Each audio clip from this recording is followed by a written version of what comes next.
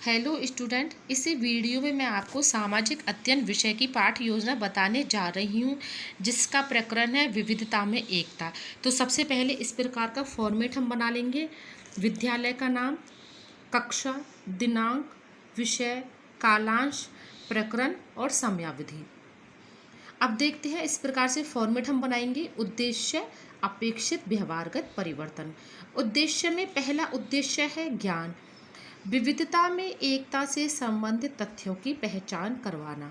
अपेक्षित व्यवहारगत परिवर्तन में हम पहला पॉइंट लिखेंगे, विद्यार्थी विविधता में एकता के बारे में प्रत्यास्मरण कर सकेंगे।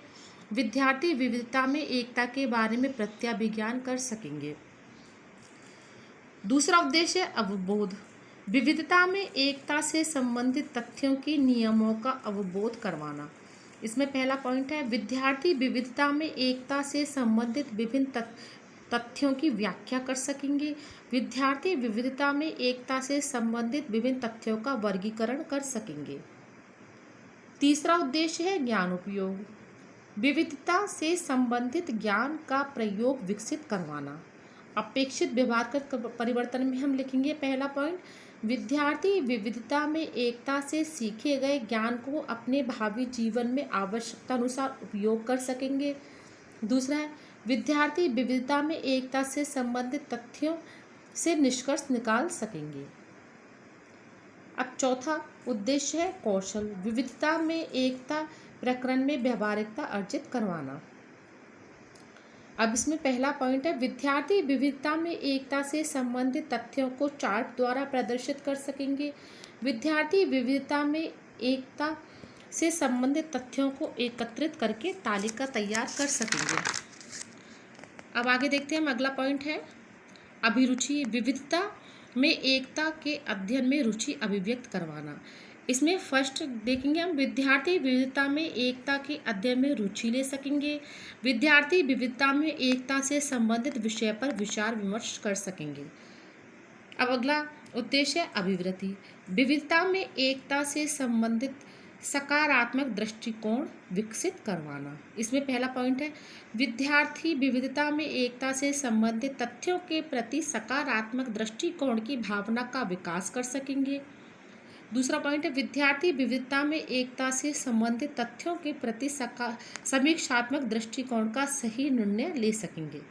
आप देखते हैं सहायक सामग्री में लपेट फलक, चौक, डस्टर, शामपट आदि। पूर्व ज्ञान, विद्यार्थी विविधता में एकता के बारे में सामान्य जानकारी रखते हैं।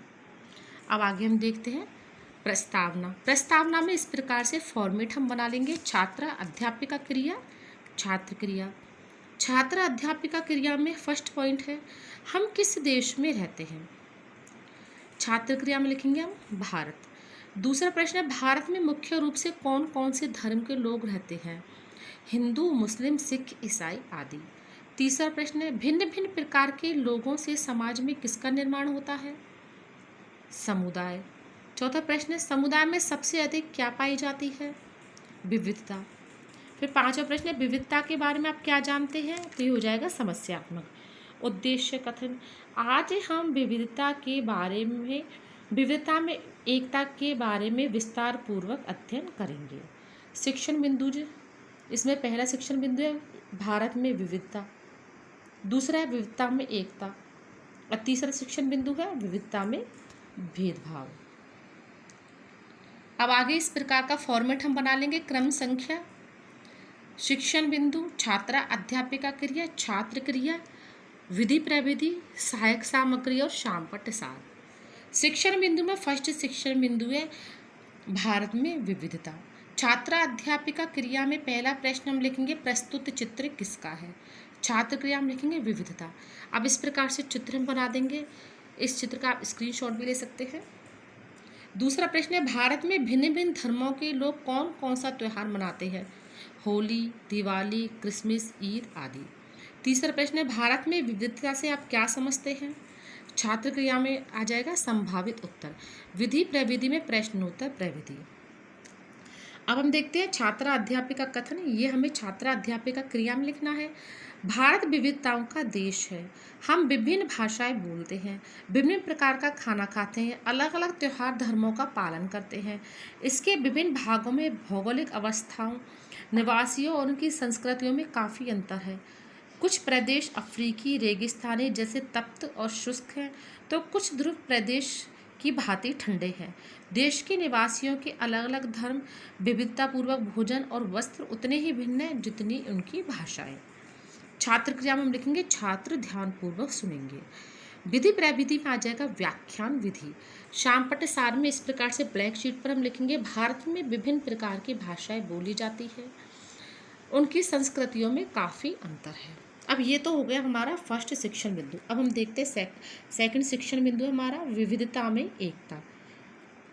अब इसमें फर्स्ट प्रश्न हम लिखेंगे विभिन्न धर्मों के लोगों ने एकजुट होकर किनका विरोध किया। छात्र क्रिया में लिखेंगे हम अंग्रेजों का। दूसरा प्रश्न है भारत में लोग कौन सी भाषा बोलते हैं। छात्र क्रिया में लिखेंगे विभिन्न प्रकार की। तीसरा प्रश्न है विविधता में एकता से आप क्या समझते हैं। छात्र क्रिया में लिखेंगे संभावित उत्तर। विधि प्रविधि में आ जाएगा प्रश्नोत्तर प्रविधि। छात्र अध्यापिका कथन, ये छात्र अध्यापिका क्रिया में लिखा जाएगा भारत की विविधता या अनेकता को उसकी ताकत का स्रोत माना गया है। जब अंग्रेजों का भारत पर राज था तो विभिन्न धर्म, भाषा और क्षेत्रीय महिलाओं और पुरुषों ने अंग्रेजों के खिलाफ मिलकर लड़ाई लड़ी थी।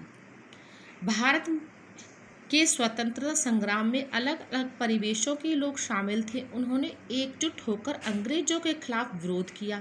जवाहरलाल नेहरू ने अपनी किताब भारत की खोज में लिखा है कि भारतीय एकता कोई बाहर से थोपी हुई चीज़ नहीं है, बल्कि यह बहुत ही गहरी, विश्वसनीय और प्रथा को स्वीकार करने की भावना है। छात्र क्रिया में हम छात्र ध्यानपूर्वक सुनेंगे। विधि प्रविधि में व्याख्यान विधि। छात्र क्रिया में वो सहायक सामग्री में इस प्रकार से चार्ट पर हम लिखेंगे भारत में अंग्रेजों का शासन था जिसमें विभिन्न धर्मों के पुरुष व महिलाएं लड़ाई लड़ी थी। श्याम पट्टसार में इस प्रकार से ब्लैक शीट पर हम लिखेंगे भारत की विविधता व अनेकता को उसकी ताकत का स्रोत माना जाता है। तो ये हो गया दूसरा शिक्षण बिंदु। अब हम देखते हैं तीसरा शिक्षण बिंदु। जैसा कि आपको पता है हमें फॉर्मेट वही बनाना है पहले जैसा ही, क्रम संख्या, शिक्षण बिंदु, छात्रा अध्यापिका क्रिया, छात्र क्रिया, विधि प्रविधि, सहायक सामग्री, श्याम पट्टसार। तीसरा शिक्षण बिंदु है हमारा विविधता में भेदभाव। छात्रा अध्यापिका क्रिया में पहला प्रश्न हम लिखेंगे विविधताओं में भेदभाव किस प्रकार से होता है। तो छात्र क्रिया में लिखेंगे हम असमानता के कारण। दूसरा प्रश्न है भिन्न भिन्न धर्मों में सबसे ज़्यादा क्या पाया जाता है। छात्र क्रिया में लिखेंगे भेदभाव। तीसरा प्रश्न है विविधता में भेदभाव से आप क्या समझते हैं। ये हो जाएगा संभावित उत्तर। विधि प्रविधि में हो जाएगा प्रश्नोत्तर प्रविधि। अब देखते हैं छात्रा अध्यापिका कथन। छात्रा अध्यापिका क्रिया में लिखना है ये आपको भेदभाव जब होता है जब लोग पूर्वाग्रही यानी पहले से विचारधारा रखने वाले तथा रूढ़िवादी धारणाओं के आधार पर व्यवहार करते हैं। अगर आप लोगों को नीचा दिखाने के लिए कुछ करते हैं, उन्हें कुछ गतिविधियों में भाग लेने से रोकते हैं, जैसे किसी को नौकरी करने से रोकते हैं, तो ये सभी भेदभाव के कारण हैं। इससे विविधता तथा असमानता पर आधारित दोनों तरह की समस्याओं का सामना करना पड़ता है। विधि प्रविधि में लिखेंगे छात्र क्रिया में लिखेंगे छात्र ध्यानपूर्वक सुनेंगे। विधि प्रविधि में आ जाएगा व्याख्यान विधि। अब देखते हैं सहायक सामग्री में इस प्रकार से चार्ट हम लगाएंगे। चार्ट पर फर्स्ट पॉइंट लिखेंगे हम भेदभाव में लोग रूढ़िबद्ध धारणाओं के आधार पर व्यवहार करते हैं। दूसरा पॉइंट है इसमें असमानता व विविधता दोनों समस्याओं का सामना करना पड़ता है। अब हम देखते हैं श्याम पट्टसार। ये इस प्रकार से ब्लैक शीट पर लिखा जाएगा भेदभाव तब होगा जब पूर्वाग्रहों तथा रूढ़िवादी धारणा के आधार पर व्यवहार होगा। अब आगे देख लीजिए मूल्यांकन प्रश्न। इनमें सबसे पहले वस्तुनिष्ठ प्रश्न। इसमें पहला प्रश्न है विविधता में भेदभाव का प्रमुख कारण है असमानता, समानता, एकता, इनमें से कोई नहीं। फिर हम देखते हैं रिक्त स्थानों की पूर्ति करो। इसमें दूसरा प्रश्न है भारत वाला देश है विविधता एकता। फिर सही और गलत में उत्तर दीजिए। भारत के स्वतंत्रता संग्राम में विभिन्न धर्मों के लोग शामिल थे। सही या गलत। चौथा प्रश्न है विविधता किसे कहते हैं। पांचवा प्रश्न है विविधता में एकता से आप क्या समझते हैं। अब हम देखते हैं गृह कार्य। विविधता किसे कहते हैं, इसके भेदभाव व एकता को स्पष्ट कीजिए। शब्द सीमा है 50 से 60 शब्द। तो ये हो गया हमारा विविधता में एकता वाला प्रकरण का एसएसटी का लेसन। आप इसी पैटर्न को ध्यान में रखकर एसएसटी के और भी लेसन बना सकते हैं। Thank you.